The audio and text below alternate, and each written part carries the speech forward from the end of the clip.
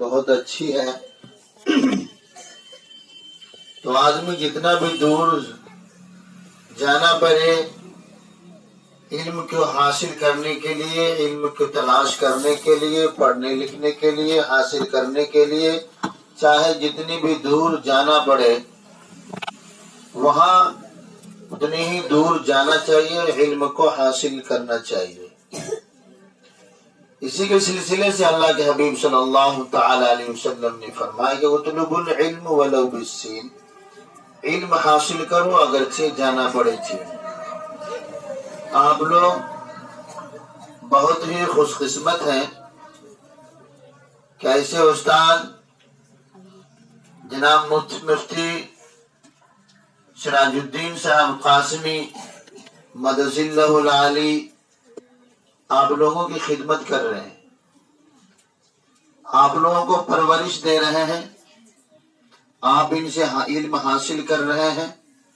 ایسے استادوں کا ملنا اور ایسے استادوں کے زیر سائے میں رہ کر کے علم حاصل کرنا، مجھے آپ لوگ پہچان رہے ہوں گے کہ میں آپ لوگوں کے درمیان کئی بار امتحان کے سلسلے میں آ چکا ہوں.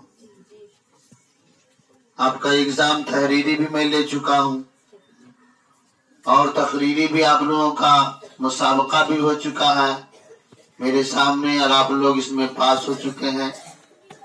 اس سے یہ پتہ چل رہا ہے کہ کمال کی محنت مفتی صاحب آپ حضرات کے سامنے کر رہے ہیں.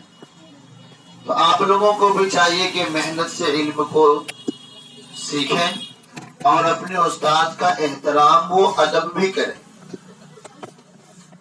بعض ہم لوگ ایسے شاگرد ہیں جو ہم لوگوں سے ہم سے پڑھا ہے لیکن وہ ادب نہیں کر پا رہے. لیکن آپ لوگوں کو میں نصیحت کرتا ہوں کہ اب ابھی سے لے کر کے جب پڑھ کے فارغ بھی ہو جائیں،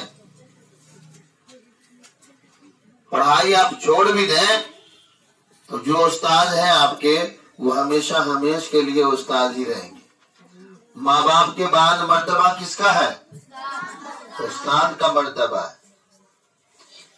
انسان کے 3 ماں باپ ہوتے ہیں. کتنے؟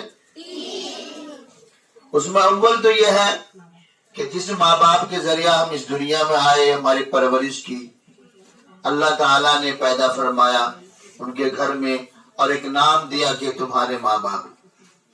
ماں باپ وہ تو ہے، لیکن دوسرے جو ماں باپ ہیں، دوسرے جو باپ ہیں یعنی استاد،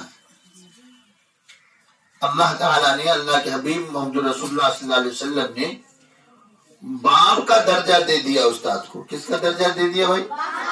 باپ کا درجہ دے دیا. اب تیسرے ہیں سسر.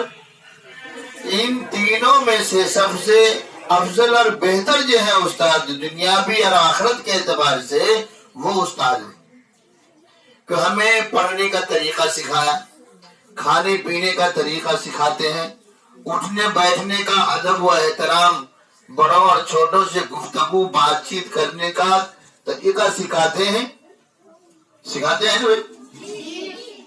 ہمارے اور آپ کے ماں باپ نے بچپن میں کبھی ہم کو یہ نہیں سکھایا کہ بھئی کھانے سے پہلے ہاتھ دھونا ہے، استاد سکھاتے ہیں.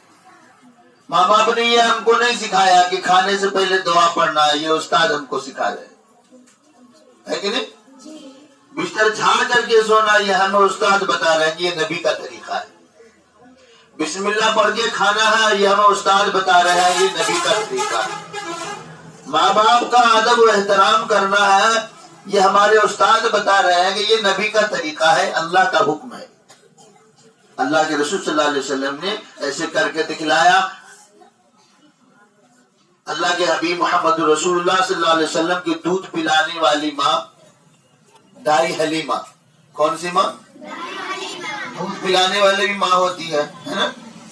ہاں، ایک بار جو ہے تشریف لائی کہ اللہ کے رسول صلی اللہ علیہ وسلم اپنا امامہ اتار دیا، اپنا اتار کر کے زمین مٹی پہ بچھا دیا، اور اپنی دائی حلیمہ جو تھی، جن کو ہمارا آپ دائی حلیمہ کہتے ہیں، اپنی دودھ پلانے والی ماں کو کہا اس پر آپ بیٹھ جائیے. کس پر بیٹھ جائیے؟ میرے اس چادر پر بیٹھ جائیے۔ صحابہ نے کہا آپ نے اپنی پگڑی اتار دیا ایک عورت کے لیے اور کہہ رہے ہیں بیٹھ جائیے، کہ تجھے معلوم ہے یہ کون ہے؟ یہ میری دودھ پلانے والی میری ماں ہے۔ کیا کہا؟ میری دودھ پلانے والی ماں ہے، مجھے انہوں نے بچپن میں دودھ پلایا ہے، اس لیے میرا ان کا ادب و احترام کرنا ضروری اور لازمی ہے۔ تو آپ سب کو بھی چاہیے اپنی امی کا احترام، خالہ کا احترام، چاچی کا احترام، دادی کا احترام، نانی کا احترام، جو بھی اپنے بڑے ہیں، دادا دادی چچا، ان سب کا ادب و احترام کرنا ہم سب کے اوپر کیا ہے؟ ضروری اور لازمی ہے۔ کریں گے انشاءاللہ؟ اور آپ لوگ میرے لیے بھی دعا فرمائیں گے انشاءاللہ، ہے نا؟ ہاں میں کچھ بیمار رہتا ہوں، اللہ مجھے صحت عطا فرما دے۔ آپ لوگوں کی دعا اللہ پاک ضرور قبول فرمائیں گے۔ انہی باتوں میں اپنی باتوں کو ختم کرتا ہوں۔ وآخر دعوانا الحمدللہ رب العالمین۔